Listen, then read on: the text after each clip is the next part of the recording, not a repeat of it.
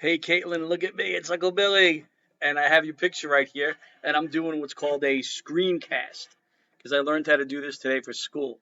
So I wanted to show you what I love about your picture. All right.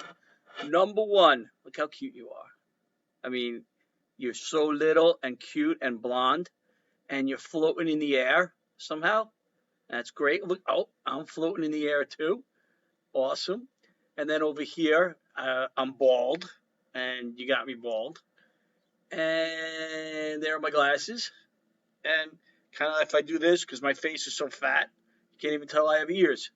So that's good too. And look at me. One, two, three. I have five fingers, and then I have five.